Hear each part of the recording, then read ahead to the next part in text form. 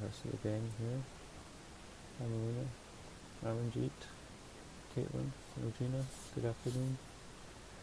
So anybody not here, I've posted the link to the YouTube video, um, YouTube videos up there, so you can on the meeting chat, so you can go there and, like I said, go to you can watch the videos from there instead of on Blackboard. And so I won't record through Teams. I'm recording through another way, and we'll put that up there for you guys. Okay. Yeah. All right. So let me get going here. Just have to find my slides. Do we have any questions before we get started? Good afternoon, Naharka. Leo, good afternoon. No questions? We're all good?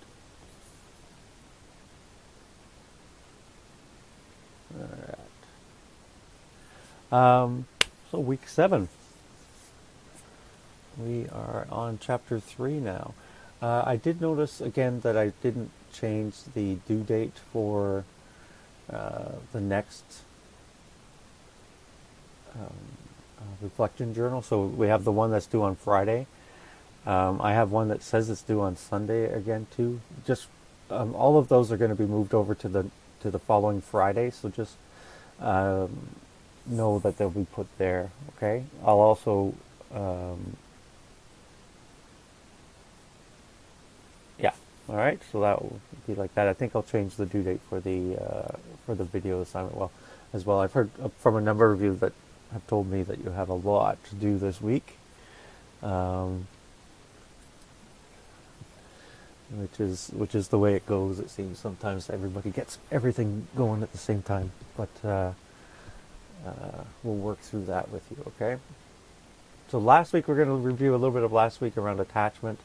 We'll go through those again, and then we'll talk about belonging, and then I'm going to talk to you about your video assignment and what that's going to look like and when that's actually due. Okay, so we'll talk about that as well. And so add the videos in here. The video assignment. All right.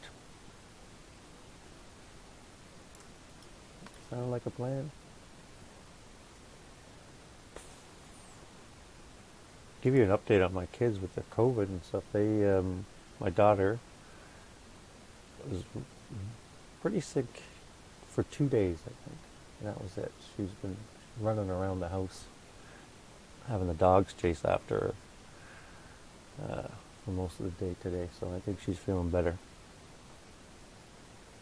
All right. So attachment. Attachment. When we talked about attachment last week, I got you to. It's awesome. You always worry a little bit, but it seems like it's going to be more like the flu now. Everybody's going to get it, but you just won't end up in the hospital so much. Which is much better than what we've had, that's for sure.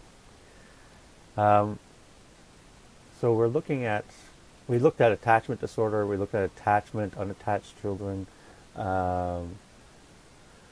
Yeah, your daughter's younger, right? She doesn't have the vaccine yet, or she can't have the vaccine, right? So, yeah, that's where we get a little bit worried. But I know they're a little bit more. They seem to be more immune to it and don't get as sick with it. The younger the children, so we'll think about your little girl with you. Attachment disorder, attachment. So we talked about all those last week, and we got you to look at traits of secure attachment, unsecure attachment, and what that looked like. And then we watched that kind of disturbing video of the little girl, the children with rage, or the raging child, or something, on what happens when children are dealing with significant trauma, and what that looks like, and the effects of that trauma on attachment, especially when at such a young age, right, where they get disassociated, and they really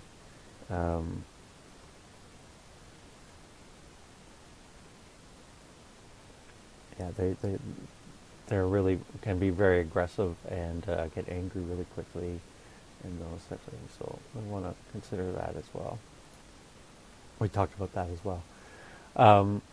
And those are the extreme cases, but you do see pieces of this in other children, like some of the traits that you'll see that some of these children will have.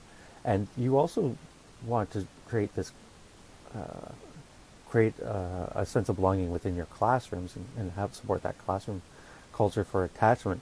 But when children come into your class too, they're going to sometimes create that attachment to you as well, right? You see it with some children. They come to you right away, and they want to kind of sit with you, sit on your lap, and they're literally attached to your leg or whatever. But you want to support that, right? Because what's going to happen, and it's very similar to what you see with parents with children when they're becoming attached, is that you become the home base, right? Where the child comes, they're in a kind of a strange situation, a new situation, and then they'll be with you for a little bit, and then they'll go off, and they'll just make sure you're still there, and then they come back, and they go back again, and that's part of that that attachment piece, but also the safety. So that's once they're feeling comfortable enough to leave you and go off and play somewhere else, and then you'll see that happen. When it happens in kindergartens and playgrounds, where you'll have the teacher and the kids will walk with the teachers, sometimes that's just for safety. That's why they don't want to be out there with the other kids who are running around. So there's different ways we talked about promoting that attachment. We looked through supportive interactions. We talked about keeping the children safe and supporting attachment in a classroom culture. So we're going to go through those again really quick here. So one of the ways, there's 3 strategies to help strengthen your attachment, and those are getting to know them well, interact with affection, and recognizing their insides. So we're not just saying hi, or with some children, they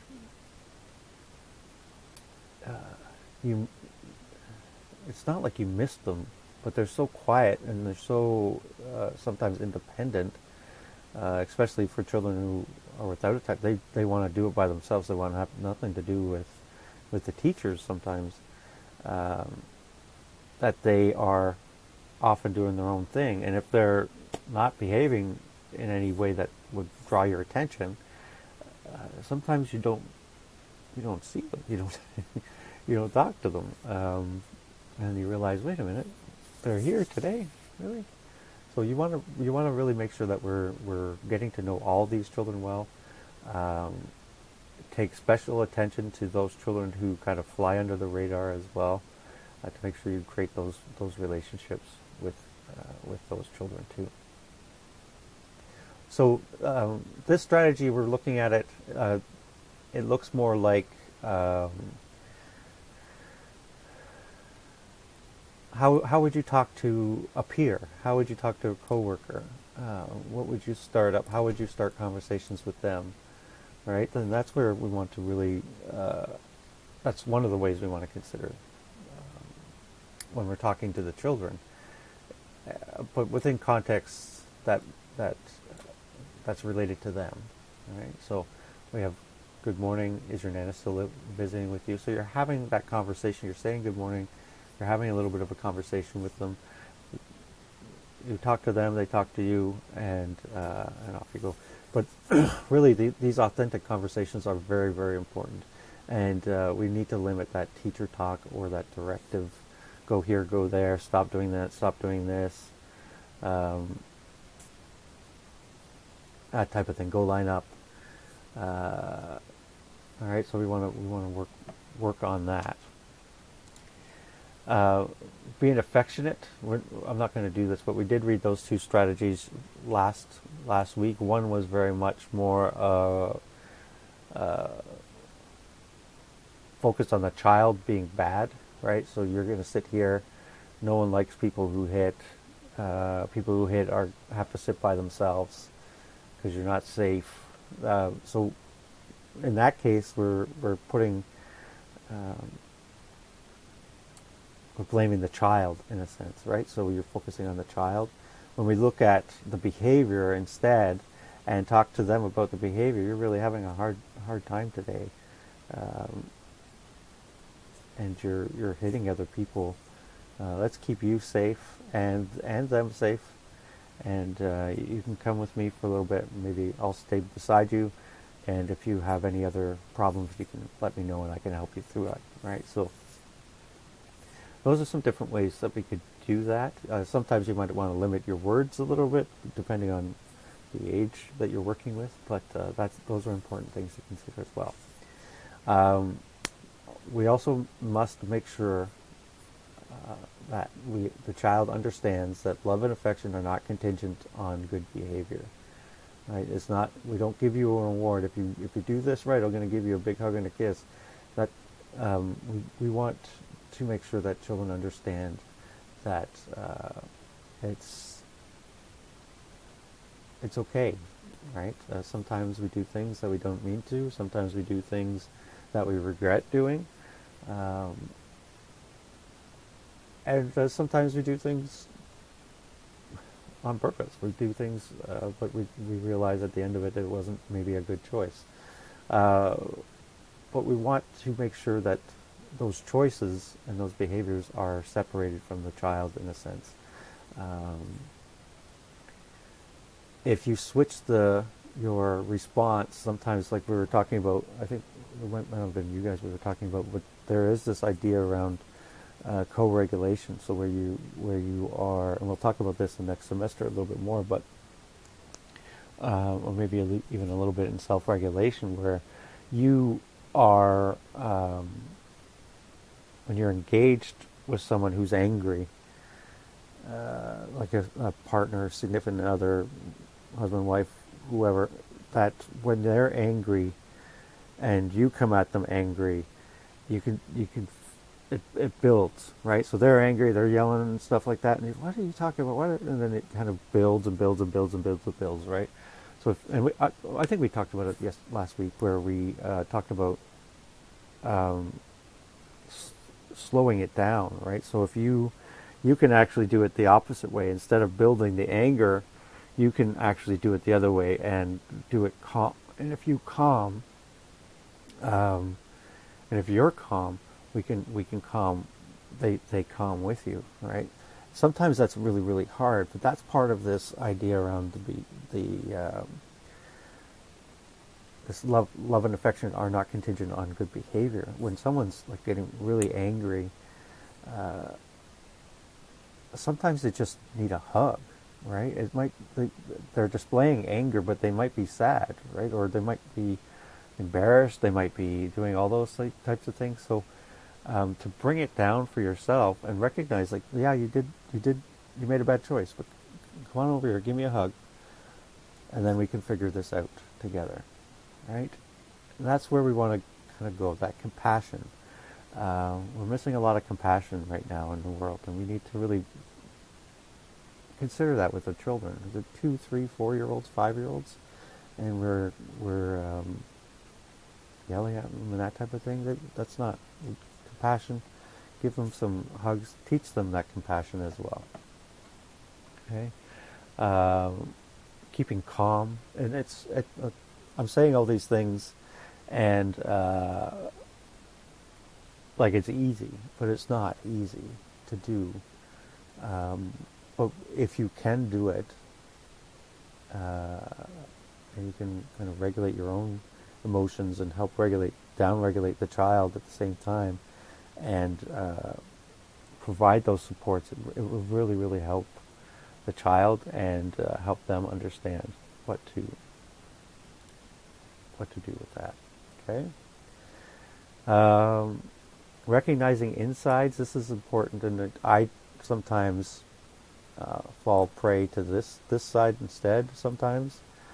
And and listen, it's not about oh crap, I said this, now the child's going to turn into a psychopath, or they're ruined forever, or something like that.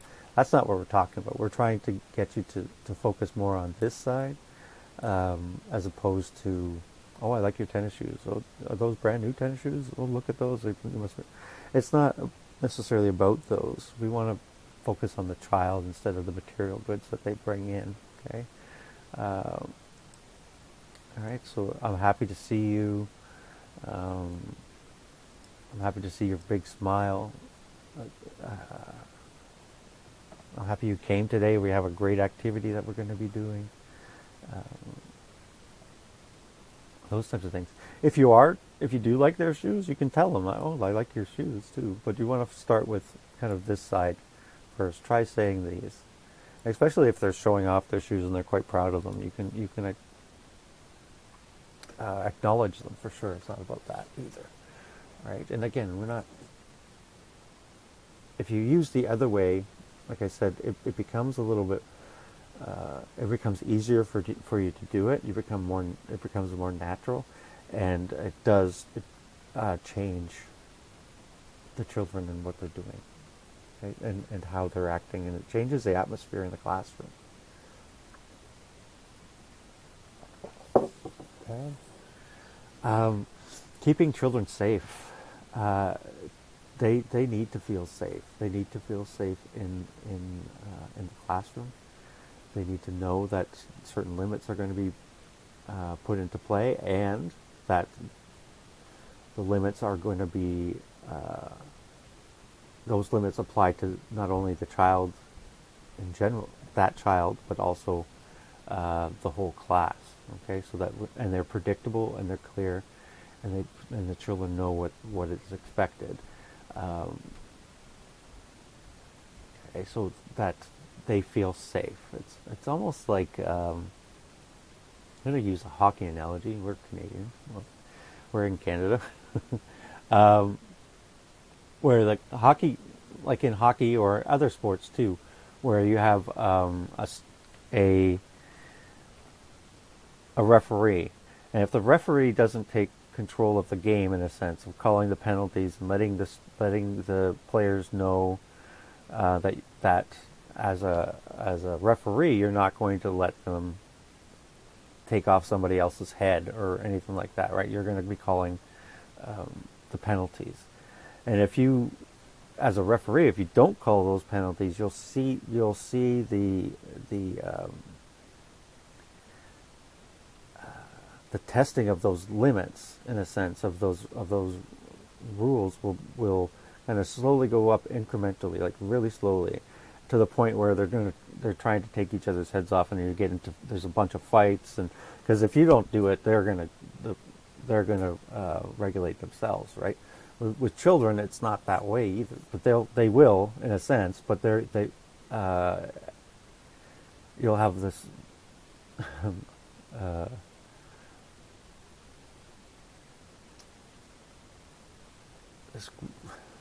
You have them breaking up into gangs and fighting each other.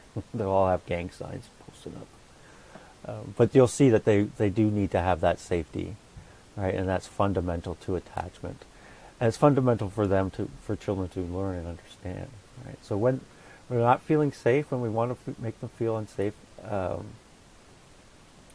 children who feel unsafe often behave in unsafe ways, right? So they keep going. So Taisha cries to you because Jalen hit her back, right? Instead of saying that's what happens when you hit someone, they hit your back, right? We don't want to necessarily say that. We want to be able to tell them, this is a safe place. Let's find a way to keep you safe and a way to keep Jayla safe. All right.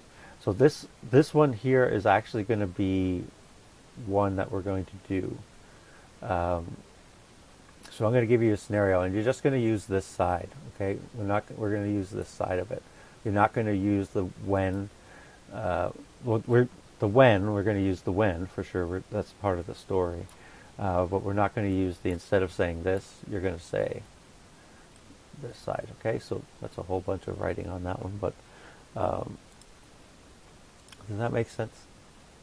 So when I'm going to give you some scenarios, like I said earlier, and the scenario, one scenario is going to be the pillar of safety. Let me just write it down.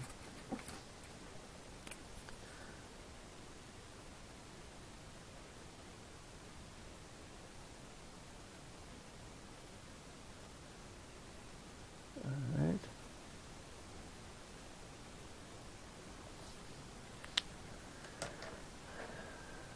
All right, so I'll give you a couple of scenarios. It'll probably be very close to this. All right, or profanity. Profanity is always good. And then we have say this instead. All right, or biting. We'll do these two. You can choose out of those. All right, we'll get you to do those ones. The mean what you say what you mean is very, very important. Because this is part of that consistency, being consistent and predictable. Right? So if you say something, you need to follow through with it. And don't leave room for them to interpret or misinterpret what you're saying. So you don't ask questions. We're not seeking clarification. You want to just make sure that you're saying it very directly, right? We're not using okay at the end of it. It needs to be very much direction, right? So, do you want to go? It's time to go outside, okay? And that ends up being a question. So we don't want that okay at the end of it. Instead, you're saying it's time to go outside. Okay, so get out of the habit of asking the questions. Is it okay? And putting that okay at the end of it. You really want to make sure they understand exactly what you're saying. And then if you need to change it, or change your mind or change the situation that they're in, you let them know and give them the reason why you changed your mind. Okay, so that they understand why it's changed. Okay? Does that make sense to everybody? Everybody's still there?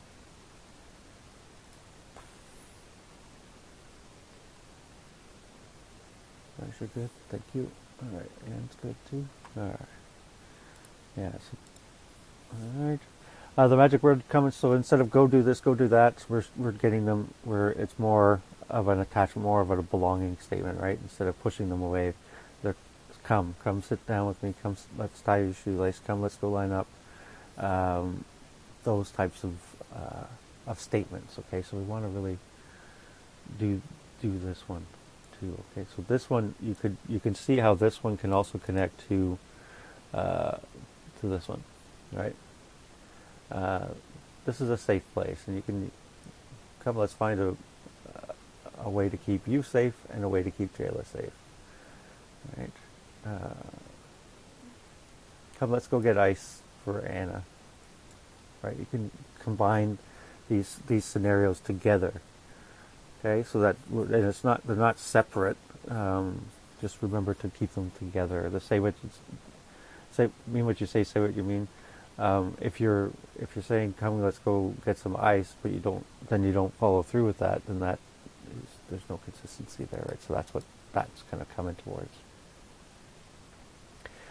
Help fix mistakes is another one, and this goes back to it's the behavior, not the person. Use phrases like, we can fix this, I'll teach you what you need to know at school, let's figure out a way to solve this. It might be helpful if you do this. Let me show you another way to do this. Let's practice a school way of doing it, right? And when you are doing these tasks, when you are making these statements, so we went back to this one, the pillar of safety. You want to be getting down at their level and talking to them, and getting close to them, touching them on the shoulder, speaking to them. You speak to them in a quiet voice so that you're kind of co-regulating again. You're bringing it down instead of bringing it up, right? And you're having some empathy and some compassion to what they're saying and how they're saying it, or what you are saying and how you're saying it, right? We can support classroom culture, meaningful goodbyes and hellos. We really want to play with the children, engage in that play with them. This is how you're going to make those authentic relationships and have those authentic conversations with the child if you actually play with them, right? How can I play, oh no, my chicken is scared. It's running away from the elephant. You don't want to take over their play, but you want to engage and play with them instead of directing their play or trying to add some sort of academic component to what they're doing in their play, right? There's different ways to do this. Instead of how many rectangles did you use to build the play, you can do it yourself. You can count and say, oh my goodness, look at how many rectangles you've done. 1, 2, 3, 4, 5. You've put 5 rectangles on this building. Wow, I'm going to add some more. Or I'm going to put rectangles on my... It's a different way of doing it, right? I always say to people, if you know the answer to the question, why are you asking it? And this goes for children too, right? So let's put, how many rectangles did you use? Like the kid looks at you and say, well, you don't know how many? How can't you count? Or what color is this? And the kid's looking at you like, aren't you the teacher? Don't you know what color it is? And then they start looking at you like, well, I think it's red, but what does she think it is? She's the teacher. She doesn't know her colors yet. So we want to be careful of testing questions and really avoid those as much as we can, and try to. And sometimes it's a conscious or an unconscious thing. We just kind of do it. So just recognize when you are doing it and try to stop yourself from doing it next time. All right. So any questions about attachment? Okay with that?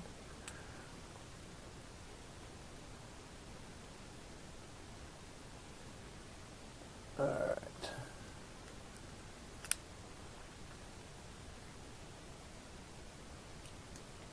I didn't see any thumbs up. You may have done them, but I didn't see them. Everybody's good?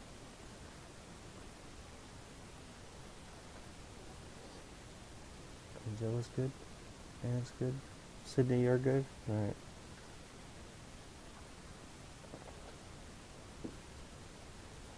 All right, let's get going here. So, belonging. Let's get into belonging now, shall we?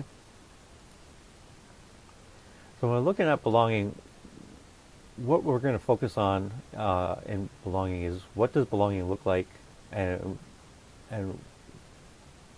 when it's going well, and what does it look like when it's going wrong? What's happening there? Okay, so you can kind of identify it a little bit. We're going to look at supports of the family, supporting the family in belonging, promoting belonging in groups, and developing support the development of friends with the children. And that one's kind of an interesting one because you can see some children are really easy to, they know how to get into play, they know how to kind of wiggle their way into a play situation with other children, and other people don't. And what ends up happening is the teacher, I find this really, really interesting, and I'm kind of going a little bit off topic, but if you watch children try to enter a play situation from, so there's 2 kids or 3 kids playing in the dramatic play space, or the block area, right? And you watch them, and one child comes in and wants to start engaging in that play. They just kind of sit there for a little bit, and then they start gathering blocks up and saying, I'm going to put this one here. So once they figure out what's going on, they just start playing. They don't ask. They just kind of slowly start going in there. Someone will say, okay, Johnny, you do this. And then all of a sudden Johnny's in there, right? So it's just this little, it's kind of like a little sneaky inserting themselves close to it. And then once they're close enough and they start adding or start playing a little bit with the same toys, and then you'll hear someone say, okay, you're going to be this, and you're going to be that. Or the child will say, I'm going to be the other mom. And then, all right, you're going to be two moms, you're going to be a mom, and I'm going to be a mom. And all that happens, right? So, but when children have a hard time figuring how to get into those play situations, you'll see that the teachers will come and say, okay, just go ask if you can play with them. But that's not how the child's culture, in a sense, get them into play. You don't really see children ask if they can play unless they're directed to do it by parents or their teachers, and they try to use that as a strategy. But that's not the strategy that works with children. The child will say, they'll always say, yeah, okay, come on, or they'll say, no, go. You're not playing with me. But that's how we have to teach them kind of how to slip in there and start playing, right? And sometimes you will do it as a teacher when supporting those development of friendship or getting into those groups. Is you can start playing with those 4 children, and then you bring in that other child too, just a little bit, just slide them in there, and then you step out. So that's one way you can kind of help them get in there. But telling a child to go ask them to play sometimes works, like I said, but really if you watch children kind of get into these play situations with other groups, they don't generally ask, they just kind of sneak in there. My little rant for today. All right. But we're going to talk about does it look like when it goes wrong, and what does it look like when it's going okay. So we're going to break you up into some groups. 1, 2, 3. There's 5 scenarios. I'm going to break you up into 5 groups, I guess. And then we will let you see if we can break you up into 5 groups. We might break you up into smaller groups and get you to do 2 of them, which might make better sense. All right, and I will create a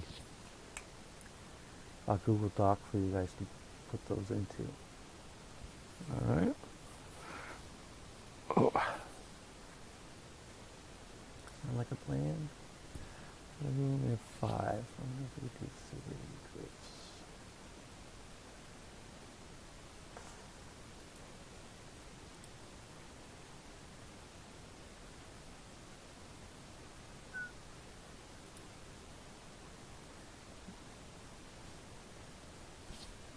Yeah, I think 3 groups. That's 4 or 5. Or 3 or 4. Let's see if that works. Yeah, that should.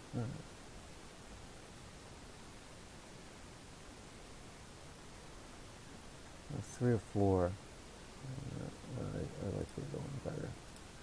Let's do this one. All right. 4 or 5 people in a group. I think that group size works best. And I'm going to give you the scenarios for each of your groups. So we'll have probably 2 groups with 2 scenarios, and 1 group with 1. Okay. 1, 2, 3, 4, 5. Yeah. All right. Sound like a plan? So what I want you to do is you're going to read this story. You're going to read the scenarios on the textbook, on the pages. All right. So the pages 58 to 61. That's where the scenarios you'll find there. Okay. And then you're going to identify what the teacher did and what might they have done to better support the child in hindsight, so after the fact. Okay? Sound like a plan? Any questions before I leave you?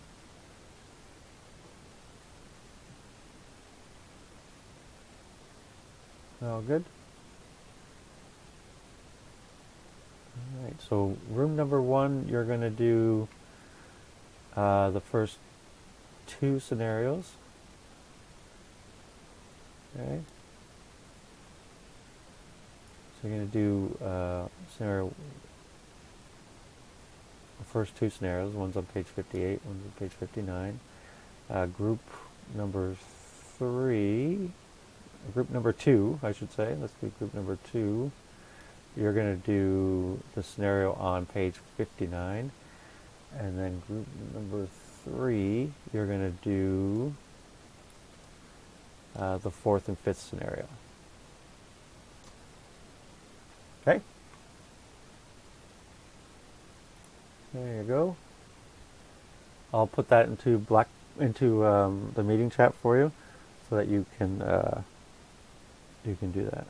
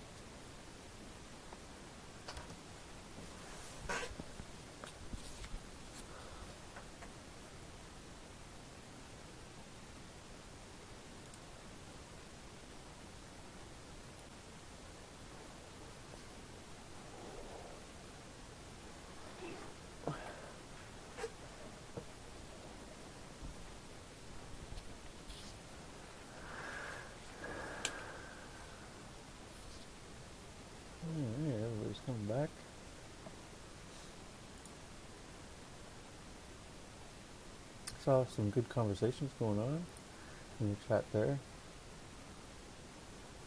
Looked pretty good. How was it to do with? Everybody was good with it?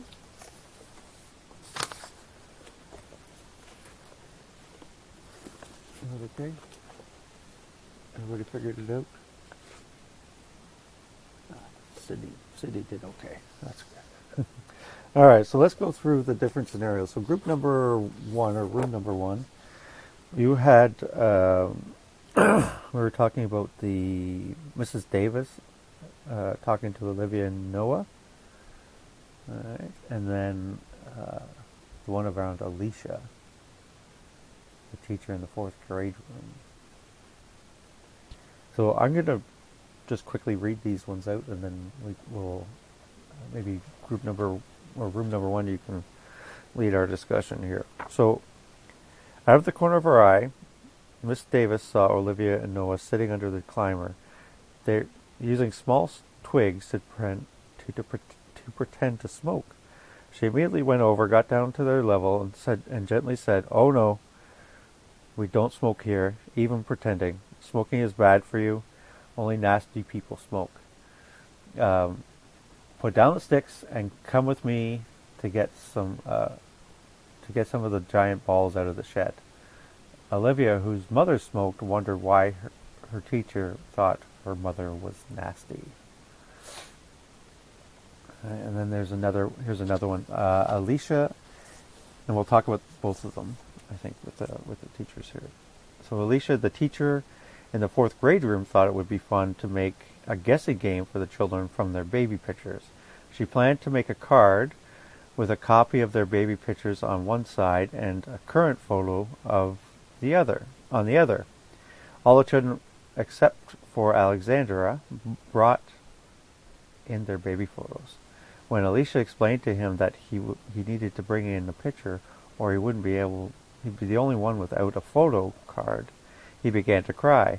He said, "I can't play the game." Alexander had been living in his current foster home for only a few months and had never even seen a baby picture of himself. Okay, so both of those, those are two examples of when things go wrong. What did we come up with? Room number one.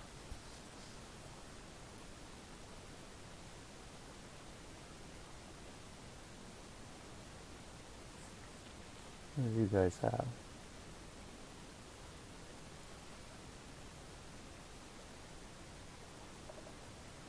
You can type or shout it out.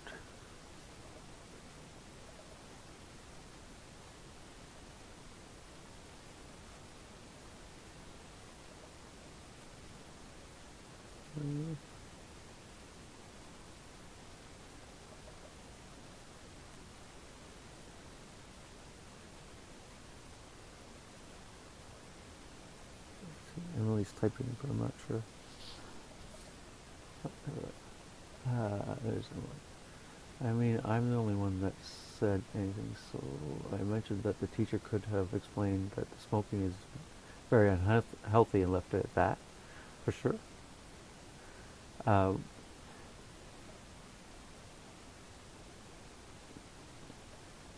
The other. Yeah, I think that's one way of considering it, and just letting them know, like, it's not a healthy thing to do, and leave it at that. Not really tell them to stop or anything, but just let them know, smoking really isn't healthy for you. You should. So you can go it that way. I think really the idea around the smoking one too is recognizing that again, the behavior, right? It's the behavior that we don't like, not the person. So we can't really say that people are nasty because they smoke. Miss Davis said only nasty people smoke because she didn't know that Olivia's mother was smoking, but as a result, that hurt Olivia. She should have only talked about the harmfulness of the cigarettes or distracted them to other activities. Yeah, I think that would be a better way of going about it. We also have to recognize that children are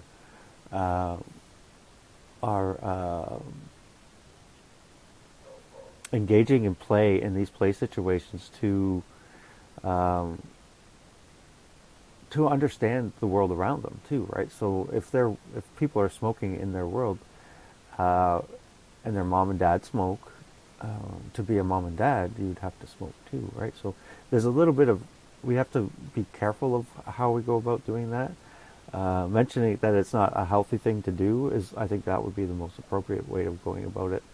Um, but we also go back to like gun play, right? And playing with guns and superheroes and stuff like that. We have to consider that some families hunt, and that's how they get their food, right? Uh, or they hunt for sport, or they are police officers, or in the military, and they see their dads and moms have guns, and you tell them that guns are bad, and only bad people use guns, or those sorts of things. It really confuses the child too. It's like, well, my mom and dad both have guns. They're police officers. They're supposed to have guns. Why is she saying guns are bad? So, or my mom and dad go hunting for moose every year. Why are you saying this is bad, right? So, to have a gun. So we really have to consider what the children are doing and understand them, and understanding them and the families helps us understand these different scenarios and what we should be saying and what we need to be careful of. All right. So thank you, Emily and Young, for those ones. The other one is Alicia, the teacher with the baby pictures. What about that one? You guys have an idea about that one?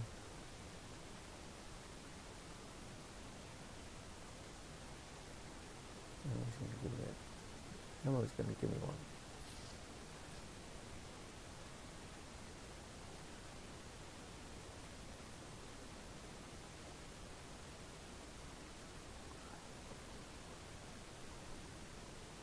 Okay, no problem. I did see your comment that he had a blowout. Those blowouts are always fun. Hmm. Yeah, I tell you, it's a really gross story. My my wife, I used to, we when my son was really young, my wife was changing him, and she changed him on our bed a lot. We had a small room, so she was sitting down with him, and she was sitting like this way. He was facing her, bum facing her. She took off his diaper, and you can understand what happened next. It was a blowout, but without a diaper and nothing in the way to stop it from getting on her. It was quite funny. Uh, and she didn't know what to do. She just stood there frozen and screaming, "Help!" Oh, I remember that. That was a lot of fun. I tell you, that's why you don't look down the barrel of a gun. You point it the other way. You stand beside them and shoot them. Anyway. Um, so, so Emily, just be careful which way your son's bum is pointed when you're changing. All right, Joe Young's, while I was telling my story here, kept on track. So Alicia could have taken the class after making all the baby pictures of the kids ready before class. She should have had a plan for this if she knew that Les would pray for students. She may have broadened her reach to bring pictures of her baby or of her adding to the child. Yeah, she could. She could have, but I think your point of having a plan, it's awkward, and it's also telling the child that they don't belong, in a sense, when we are trying to fix it on the go, if that makes some sense, right? So it's more about we need to figure that out beforehand. Knowing the child well helps you understand the belonging part, right? So knowing that child, knowing that he's in foster care, um, finding out if he has pictures, talking to the families before you decide to do this activity, and have them come back and say, do you have any pictures? And there's other scenarios that could have happened. Refugees coming from other places, they had to leave everything to come to Canada. They came to Canada with nothing, right? So they don't have any of their baby pictures left. So there's lots of different scenarios that you can that can be brought into bearing when we're doing things like this, and it's a fun activity. It's an activity that you see happen often, and even pictures of your families, right? So we have to make sure we're talking to the families before, and just knowing the families before we try to do anything of this nature, so that there is that sense of belonging. Doing it after and trying to fix it after everything's happened is patchwork, and it really you're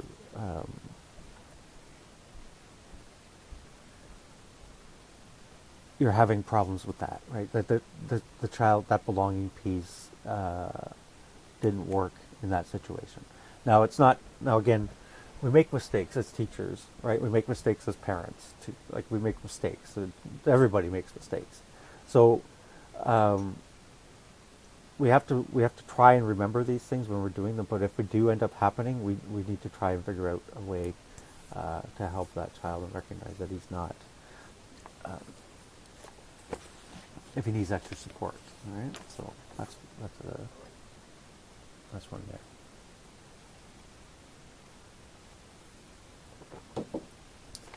All right, let's keep going here. So the next one is, I think this one was for group 2, page 59, the last one. Is what's at the bottom here.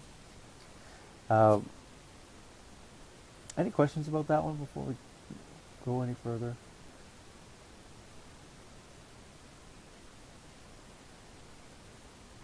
Okay.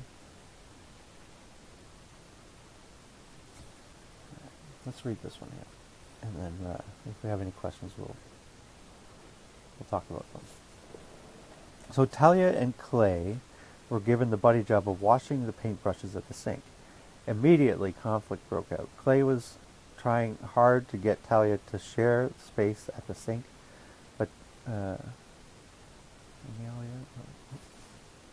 just have to stop for a second. Grace.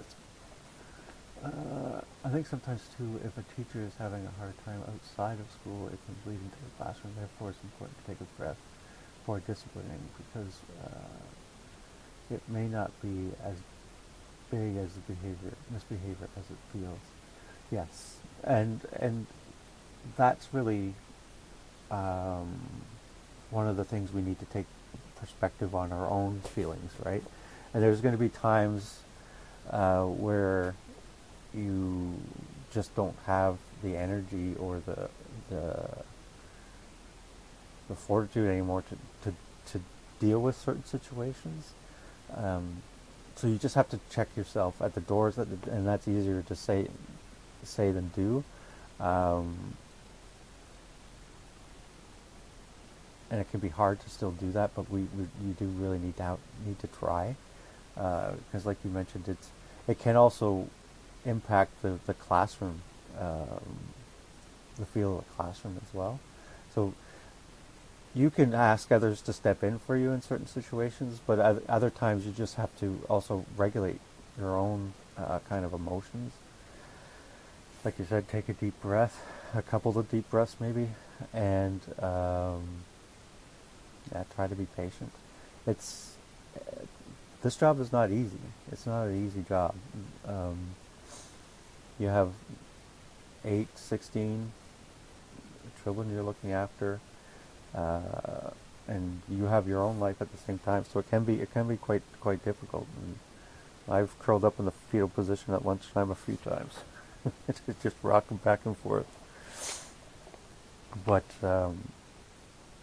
we get over it, and we do the best we can, right? But we need also to think about trying to do things in the right way, in the best way to try to support the children, right? So, yeah, we do have to take a breath, and recognize that a lot of the things, like you said, Grace, um,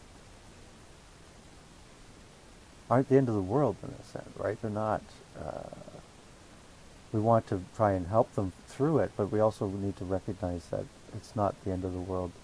That it is a behavior. It's not the child. It's what we want to help them, but not choose that behavior again potentially. But we also need to recognize their developmental level, and have that compassion too. So it's a hard, but yeah, we have to work on not bringing that into the classroom for sure. Thank you, Bryce. So Talia and Clay were given the buddy job of washing paintbrushes at the sink. Immediately conflict broke out.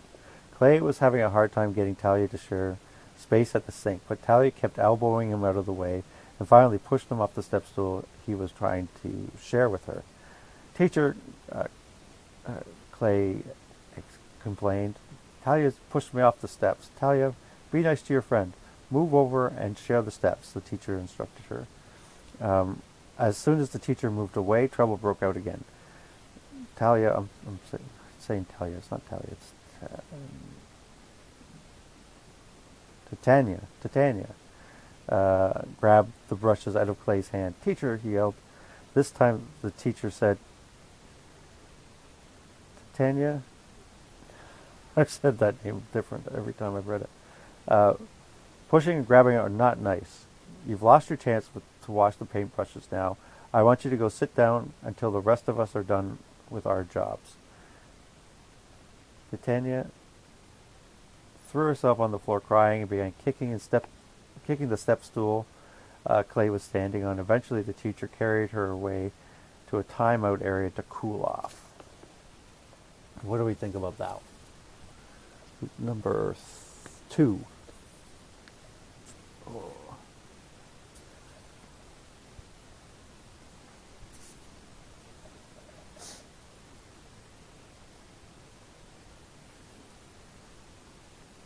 See a couple people typing. I'll just wait. Getting a headache over my eyes. Eye headache. Anybody get eye headaches? We thought this could have been handled better the first time. The teacher could have let her cool down before having them continue. Yeah. We had said that the teacher shouldn't have left them unattended the first time, and the conflict broke out with the children, for sure. Yeah, those both are important things to consider when we are working with children, and I see it happen a lot in that teachers go over to a situation, think it's fixed, and then leave, and then they come back, and they don't even have. They come back after the fight breaks out again, right? So we really want to help them with that. Here, the teacher is actually recreating the conflict tomorrow.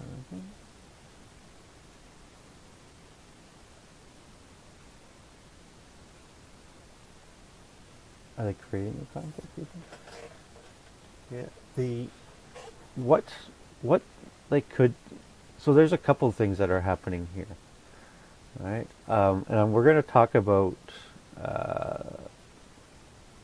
social development in just a minute when we look at play and the stages of play. But if we look at, and the children have different stages.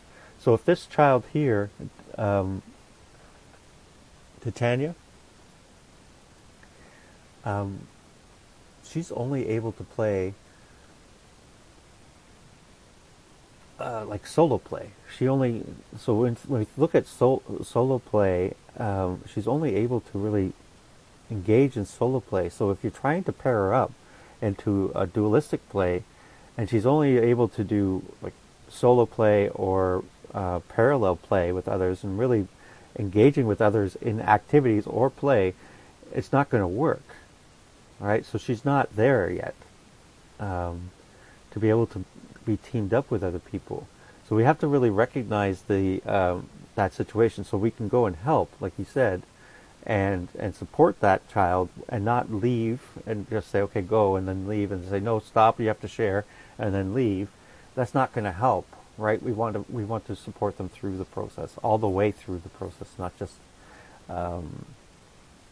there. So another thing you could have done, the teachers could have done, instead of doing it at the same time, give Talia 5 brushes and Clay 5 brushes and say, okay, Talia to Tanya, you do these 5, and then it's going to be Clay's turn, so that the teacher's kind of stepping in and kind of organizing it in a way where they're able to do it, as opposed to trying to do it together. Right? I feel that the addition of another step stool, yeah, there you go, another step stool would help the two by sharing the stool. Could be hard if the other child has issues with personal space. Yeah, for sure. 2 stools. Yeah, so that would also be another way to kind of separate them. But the Titania probably will still have a hard time working together to wash, so they're still going to probably fight over the water in the sink or something. But it will help bring it down a little bit too. So that's one way you could also try it, so that they're beside each other instead of like separated. They have their own space. They have one stool and another stool. I think that would probably work. It could help as a scaffolding measure for sure. Yeah. You could also have Clay say, Clay, you know how to wash the brushes really well. Why don't you show Titania how to wash the brushes as well, or help Titania wash the brushes. Right. So those might be other ways to do it too, for sure. But the scaffolding thing happens a lot. Yeah. They should be not trained, but they should be. We want them to be able to work cooperatively for sure. But if they're not ready to be able to do that developmentally, then trying to make them do it at this time is not going to be successful. Right? So we want to be able to do that when they're ready, as opposed to trying to force them to do it. Right? It's almost there's a couple of different ways we can think of this, Leo. So think about toilet training. Right? I had a friend of mine who started toilet training his son at it was ridiculous. It was something like at 1 year. And it's like I was telling you, can't. He's not ready. You can't do that, right? So we started trying to train him at 1 year. It took him probably a year and a half before he got toilet trained, right? I started toilet training my son at 2.5, and it took 3 days. Right? So it's more about when they're ready, right? As opposed to, it didn't take 3 days, it took probably 3 weeks or so. But when they're ready to do it, that's when we try to help them. Developmentally, when they're able to actually be able to do these things, that's when we can start helping them. When we're trying to do it before then, it's not going to work. Right? You can beat your head against the wall as long as you want, but until they're developmentally ready to do it, they're not going to be doing it. And you might consider it as something like, well, why isn't he doing this? I've been trying to teach him for the last 1.5 years, and he still has accidents. Well, yeah, because he's not ready. Right? He can't even tell you when he's ready because he can't talk yet. Why are you trying to get him to? Why are you training him to? Why are you trying to toilet train him at 1 year or 1.5 years? He's not ready. He doesn't developmentally. He's not even feeling his body the right way. He doesn't know what's. You know what I mean? So it doesn't make sense. So in that kind of context, Leo, it's more about having them ready developmentally before we can help them be cooperative. Right, and building on those things as we move, and we'll talk about that in a little bit more. But yeah, the other one is they can walk, so let's start getting them to try to. They're going to want to be driving soon, so we better get working on that. And that's not what it's about. And preschool teachers who try to get their children to sit in circles and, well, you're going to have to do this when you're in kindergarten. Well, guess what? You're not in kindergarten, so why are we making them do that? Because developmentally, they're not able to do that yet. Why are we trying to make them sit and stay and listen, right? Um, so yeah, I just went off on a little tangent, but that's what we want to really consider. And as educators, as early childhood educators, that's where you understand the development of these children, their developmental levels, as Tim is teaching you those, that your expectations change. So it's like that triangle we talked about at the very beginning of this semester, and we talked about it in EARL 4.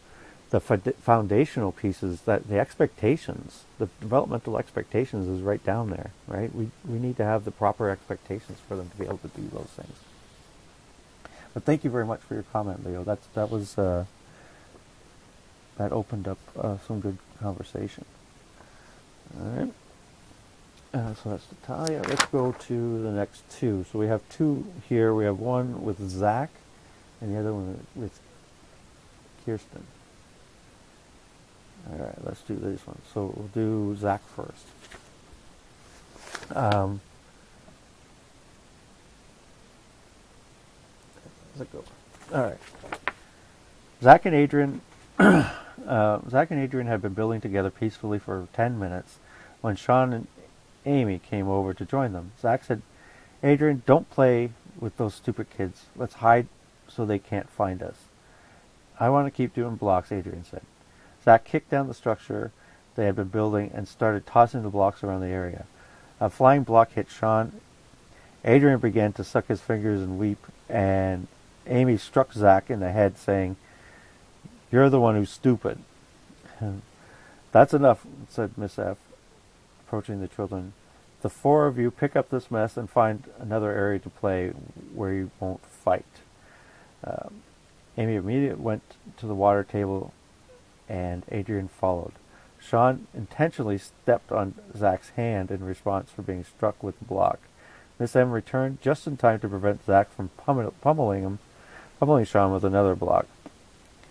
"I hate the block area," Miss F complained to his co-teachers, or Mr. F complained to his co-teachers later that day. "I think we need to close it down for a few months." What do we think of that one?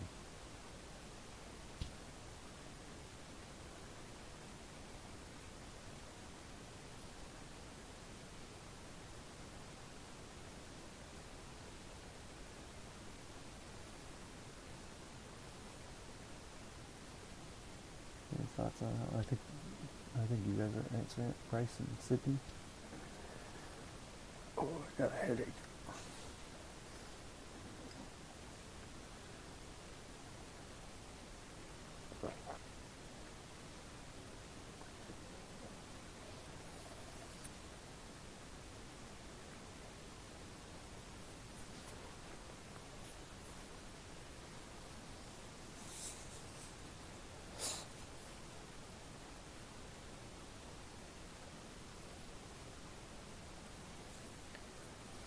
So Sydney said, "I think he should have stayed more calm with the children and talked with them about the situation rather than being stern and telling them to play somewhere else."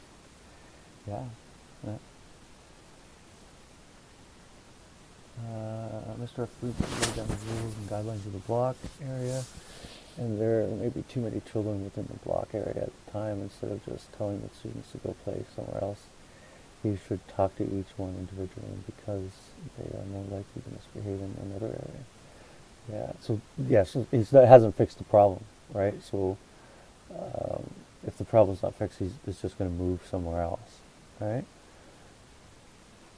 So in this case, we're going to talk about this one, the scenario again in a little minute, but it's not the block area. We need to look at, like you said. Oh yes, he should get Zach to go get ice for Sean for sure. Yeah, that's the way you do it.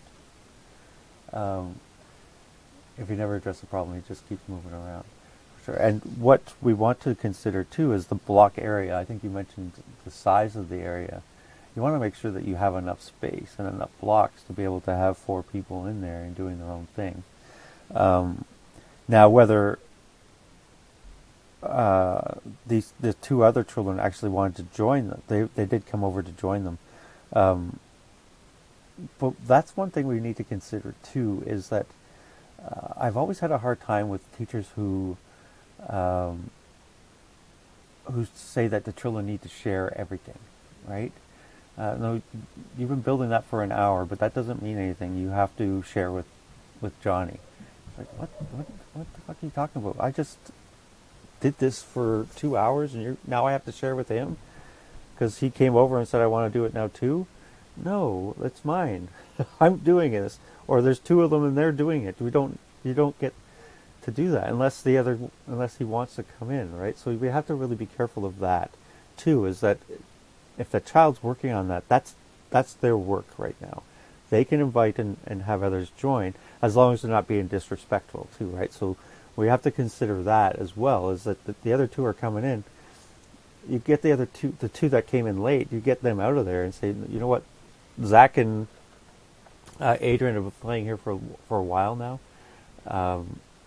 Why don't you two find something else to do for a bit and let them finish up, right? So those are other ways you can consider it.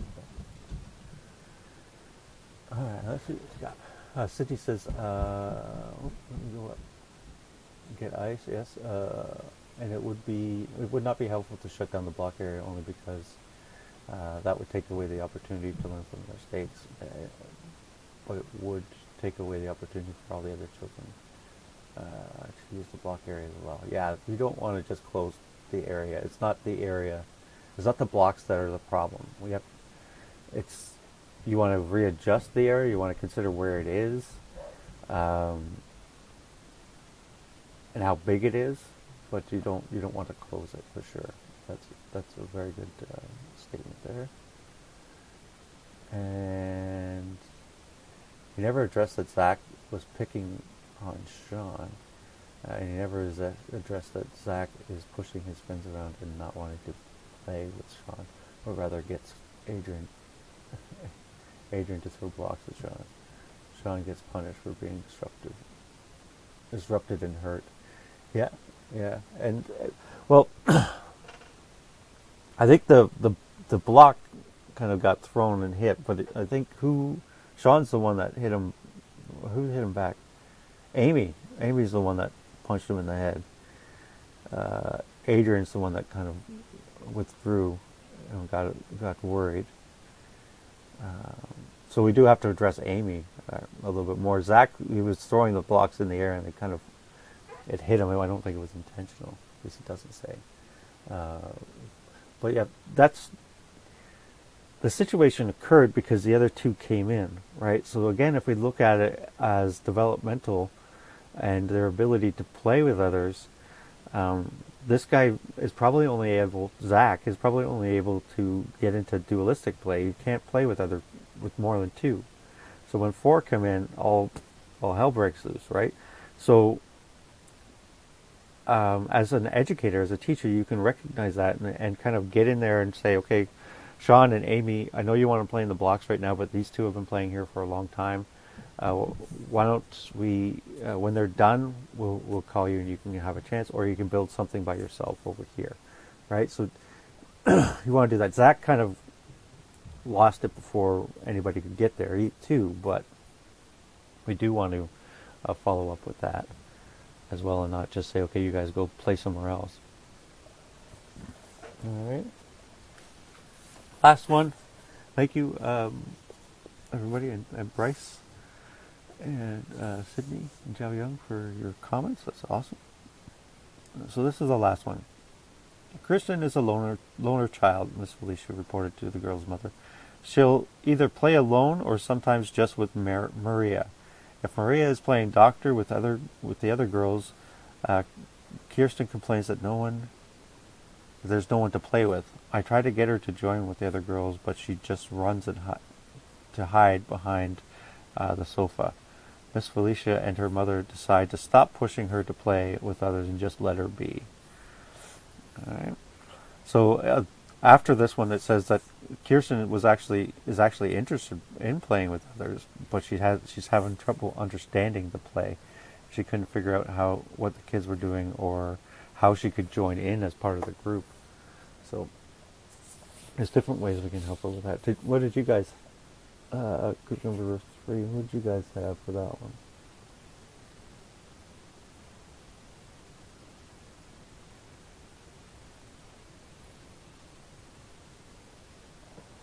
Bryce is typing. I'll just wait for a second.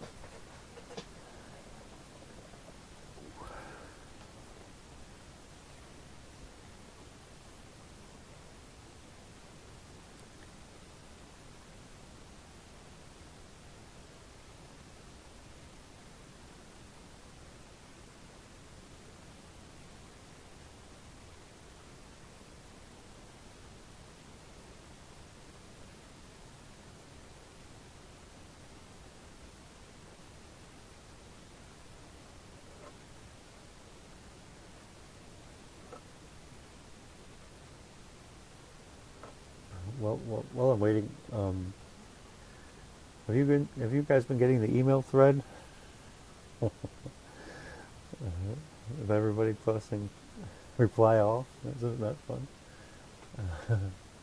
Um, so it doesn't. So to me, it seemed like Kirsten doesn't feel like she belongs. No, she doesn't feel like that for sure. That's a lot of fun. I've had to stop myself from responding. What's this email thing about? What's reply all? um, no, I didn't. I didn't see it yet. Oh, they did. I'll have to read it when we're done. It's funny. Every once a year or so that this happens. People just one person will start it, and then everybody else says, "Don't reply all," and then they say, "Why are you replying all?" And it just keeps going and going and going. You email, yeah. I kept on popping up. I just had to delete them every time I was trying to write. That was funny. But anyway, sorry. Yeah, so I think it's funny. I think it's funny too. I just wanted to. I wanted to respond too, but if I could do it anonymously, I probably would have tried to keep it going because I'm just a troublemaker like that. But so yeah, Kirsten in this one is having a hard time understanding how to engage in play, how to join play. And this one you might almost want to be the teacher, and we'll get into the learning or the social play pieces in just a minute. But what we would do with this case is the teacher would actually join in the play with Kirsten and get that together. Yes, de-stressing. Yeah, I think someone was talking about that. I'm going to need to have this de-stress massage. After all these email comments. Yeah, it was funny. Well, that's a lot of fun. They usually say that this email has been sent to everybody, so please don't reply all. But yeah, that's funny. I think the teacher should have focused on building her relationship with Christina to make her feel more comfortable before pushing her into social interactions later. Yeah, and that's I think that's a good choice, Sydney. Is really try to get to understand her a little bit better. She's going to be right now. She's kind of in between playing with the educator, right? Or the adult, and playing with others. So that she's kind of in between these two, where she's more on the solo play side, but is just about able to start playing with more than one person, or more than just herself. But she's only able to really get it with the one child. So that one child might be more mature, right? So they're able to kind of engage and be a little bit more empathetic and understand a little bit better. But when she tries to get into the other place, she's not able to, or doesn't know how to get in there. So as a teacher, like you said, if you understand, you help that child get into that play situation. So you come on, come with me, Kirsten. Let's go up there and play with them in the dramatic play, because you can see that she wants to get into that play scene, right? So you as the teacher can kind of help her get in there and then leave when you're done, right? So those are some of the ways you can kind of do that, like I was talking about it earlier, right? I think the teacher should. Okay, yeah. I agree, Sydney. I think the mother understands that her daughter will resist more if she's pushed. Uh, I'm, I'm unsure of their ages, but most children know when adults are making children play with them, which makes it more uncomfortable. Yeah, but I think in the case where you as the teacher, because everyone wants to play with the teacher. Well, not everyone, but they want to play with the teacher, right? So if you go up there as the teacher and bring Kirsten together, you can help her kind of guide her a little bit, or you can start playing with her just by yourself, and then the other children will start kind of gravitating, and they'll enter your play, and that's where you can kind of step out, right? So there's a couple different ways you can do it, but it's not about pushing. You're right. It's more about kind of facilitating a little bit or setting up situations what's going to help with that. And a lot of that will have to do with you as an educator, as the teacher, being putting yourself into those play situations and bringing her with you, and then kind of leaving when other people are engaged. She might end up withdrawing from that play when more people are there, but you can kind of help guide her through it.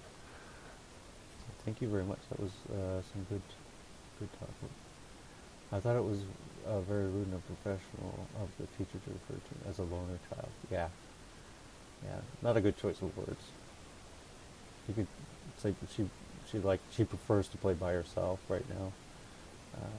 Yeah, loner child is not a good choice of words. All right. So let's go to 205. We're getting going today. Oh yes, no. There's much more. There are many much better ways to say it than that. Like,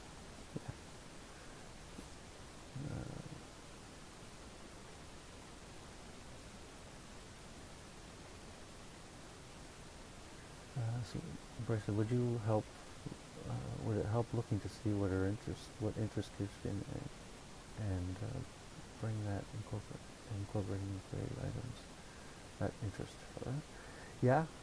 Yeah, for sure. And that's where I think as the teacher you could find what interests Kirsten, and try to set it up in a way that's going to encourage other children to want to join Kirsten too, right? Or but see, so that's kind of that'll help her engage and play with others, and kind of expose her to more than just one child, right? But the other thing that's happening here is that Kirsten doesn't really understand how to get into those play scenes right now, or play situations with the other children. So as the teacher, you might also need to help her enter that play, right? By and not by taking her and say, okay, come on over here. You can go play with them and go ask them if you can play. And you're standing behind her. It's not like that. You would engage in the play with her. So you could be the mom or the child or whoever, and you would play a little bit with her, or the aunt, or whatever. And so as she's playing and you're playing with the others, she's kind of sticking with you a bit, and then she starts. The others children will start saying, Kirsten, you could be the mom, or you can be the sister, right? So then she's starting to get into roles, and that starts happening in that way, and then you can kind of slowly move your way out of it as well. So there's a couple of different ways you could kind of go about doing it, but you want to be subtle. It's not about, okay, Kirsten, go play with them now, right? We're not pushing her, we're not forcing her to do these things. We're recognizing her interests, like you said, and her interests is also to be able to engage in that play with those two. So how can we help them with that? So it might be more that she's playing with you a little bit, and that you're also trying to support that engagement with the play. Because once you as a teacher starts playing and you sit down and start playing with somebody, you're going to notice that you're going to get a group of them coming with you too, right? So those are some ways we can kind of get them to get engaged. But yeah, there's But it is. This is where those observation skills are really. We really need to be able to see those things and recognize. Okay, she's standing outside, but she outside of the kind of the play, but she doesn't know how. You can see that she doesn't know how to get in there, or says, "I don't have anybody to play with." And when she says that, you can say, "Okay, come with me, and why don't we come? Why don't we go? Come with me, and let's go play up here with these guys, or let's go play in the dramatic play." And don't talk about the other guys. You just go play in there, and you start eating, and other kids will start joining in your play with her, and it just kind of takes on a life of its own. Right, but it's subtle, right? And there's different ways you can do it. But I think all of the different ways that we've talked about are all really good ways of thinking about it.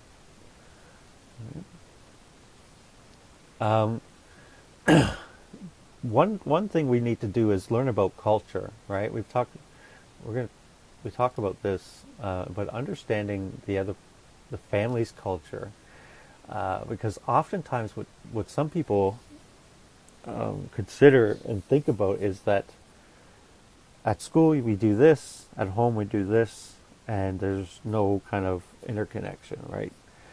Some parents, some cultures really value teachers as as people in power, or people to respect, right? And so if you're the teacher and a parent comes in and you say something, sometimes the parents like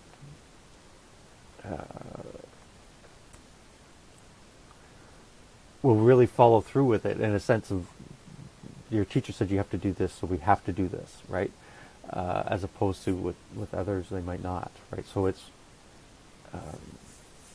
we have to think about the culture, we have to think about the families, and sometimes some families think it's the teacher's job just to teach the academics. It's not the behavior and all that stuff. That's not your job, right? You're supposed to be teaching them how to do math and how to read. I'll deal with the behavior. So we have to be aware of those things, and let them understand that that's not how it's working, right? We were going to be team partners and work with the child and the parents around the behavior, or about the culture itself, right? Some of the things when you're working with the families, you want to try and find out about their culture, and there's different ways you can do this. You can find out information about, talk to them at pick up and drop off. It's better to talk to them, I find at least, at pickup as opposed to drop off. Drop off, they're trying to get to work, and oftentimes they're running late, right? When they're picking up, you can kind of gauge whether or not the parents are in a hurry or not, and that's when you can kind of have a talk with them about their families, what they're doing, how's everything going. You're talking about them in that context. You want to get answers to questions like, what do they call? Do you have a nickname? A lot of these questions here, you'll find in the parent handbook or the parent application kind of thing, where the parent fills out the information, and a lot of these questions will be asked of the parent. And what you want to do as a supervisor is, if you get that information, you go to wherever that child's going to be placed in the classes, and you show them that paper, and you kind of the parent or the educator can kind of start getting understanding of exactly what's happening. And the best way is to also have the child come in for some visits and then work through it that way as well. All right. You do want to learn the family structure. You do want to know about the child's family structure, what that looks like. Father's Day, Mother's Day, those types of things. Do they have two fathers? Do they have two mothers? Do they only have their grandparents? Are they only living with their grandparents? Right? So we really have to understand the dynamics of this family, because family structures are not that nuclear family necessarily anymore. There are nuclear families. We have 2 kids and a family of 4, two adults and 2 kids, right? Which is more of that nuclear family idea. So we want to recognize that there's lots of different structures, man and wife, and outside of just a man and a wife and 2 kids, right? There can be lots of different structures. So we really want to understand what that is and who's living with them. Some families have their whole family living with them: the aunts, uncles, grandfathers, and the grandkids, right? So they're all kind of working together and living together too.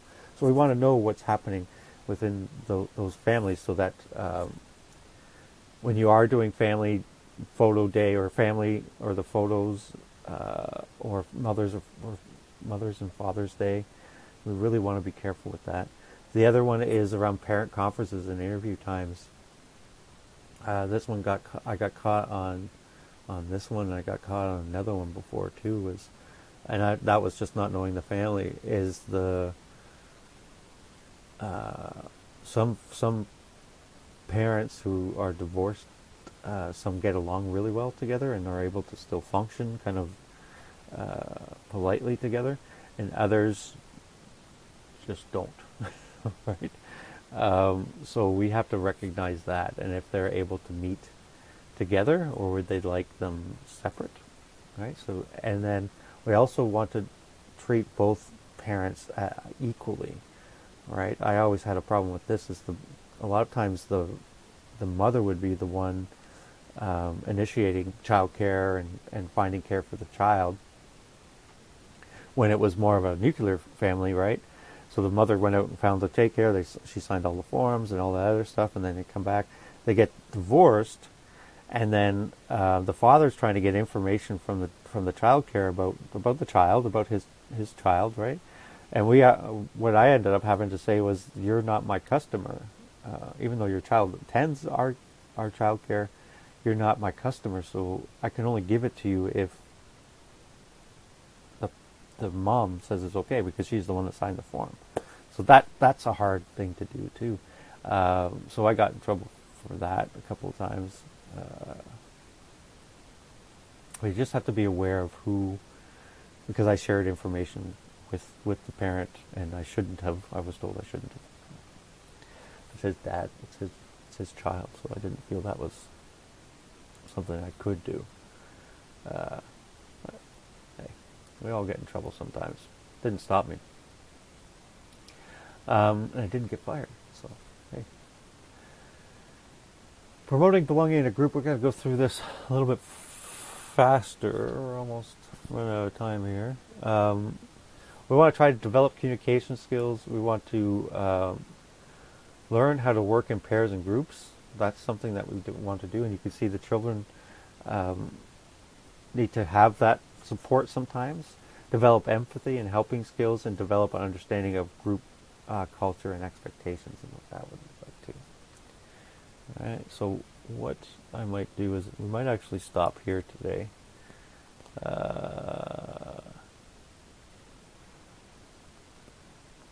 Why don't we'll just, we'll go to the next one here. We'll just do 2 more slides and then we'll be done, because we'll stop at a clean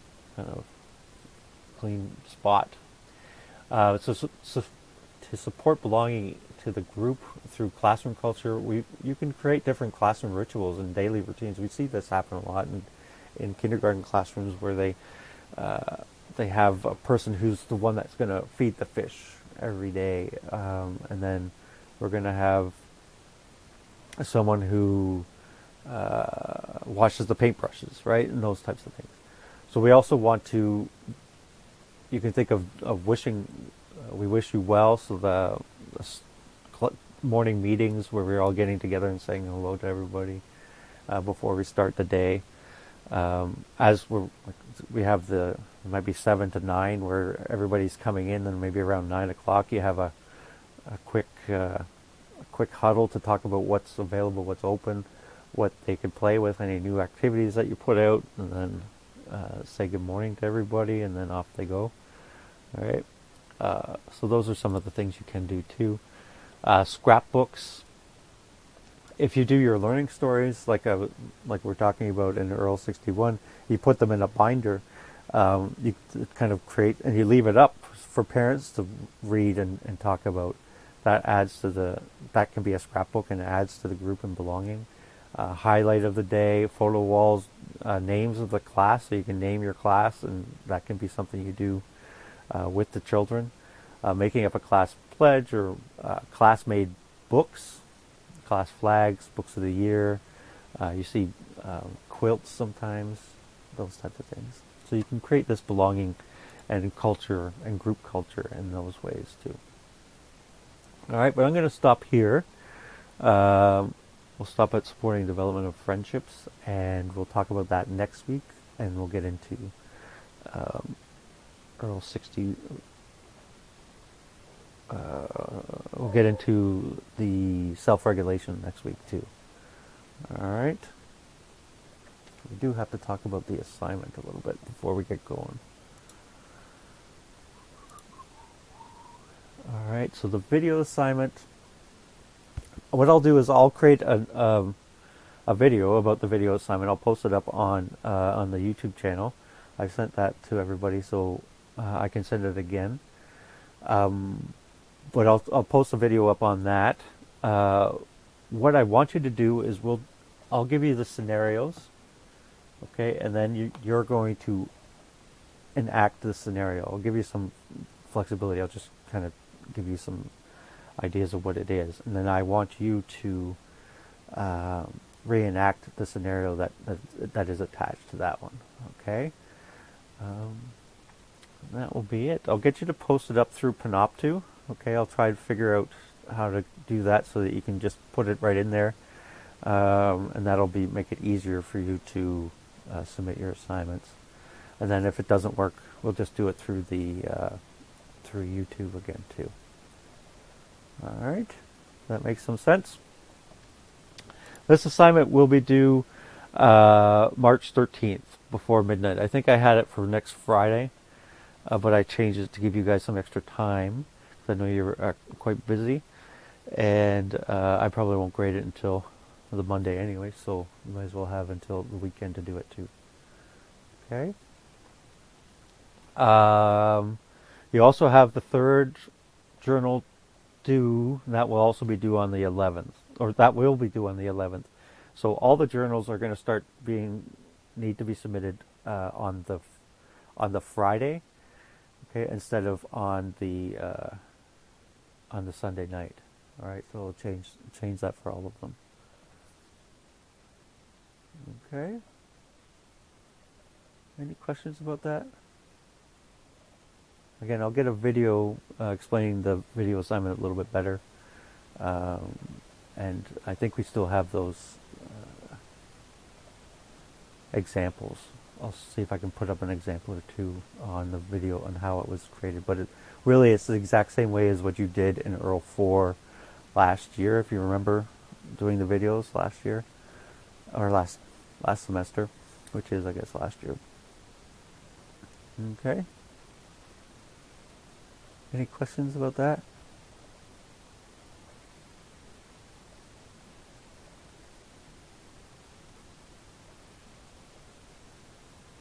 All good? All right. Hope everybody's good.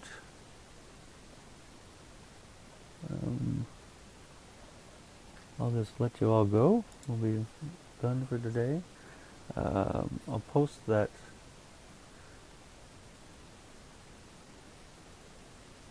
Yeah, Journal 3 is March 11th. The journal for attachment is due tomorrow night before midnight. Right, if you need extra time, just let me know. It'll be good to go. All right. Oh, I think they're good too. I hope I don't get sick either.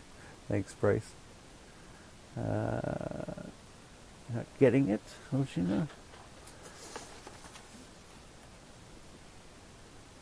Journal 2. All right, that's on attachment, right?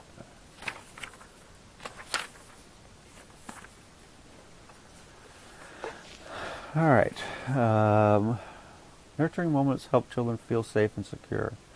They should be designed to meet the children's basic needs and send the message that adults take responsibility for children's well-being and adults will maintain predictability and order.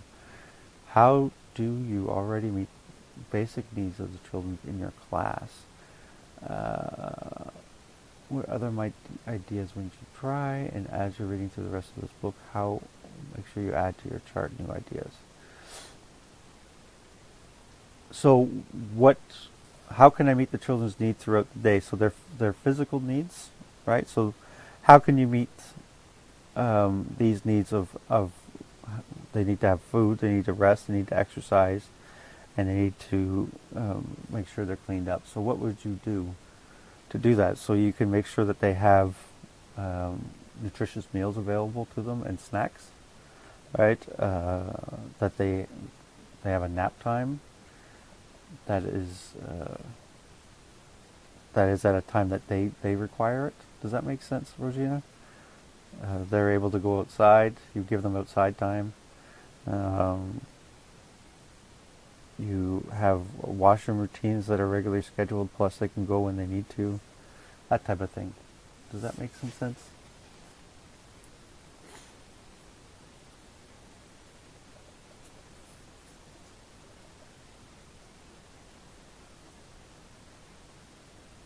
Yeah, for the most part. But I want you to kind of tell me. Yeah. So to meet the physical needs of the child, I would do the following, and then right. So you're kind of breaking that up. Yeah. No, that's a good one. That's a good one too. You suitable for children's age and to keep the snacks and mealtime schedule. Yeah, for sure. And then meeting the rest needs of the child, making sure that they have a rest time at an appropriate time, right? If you see a child falling asleep at the lunch table, you might want to modify it a little bit. So yeah, but basically, yes, exactly what you've said, Joey.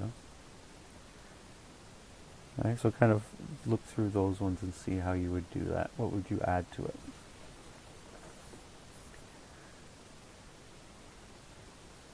Good.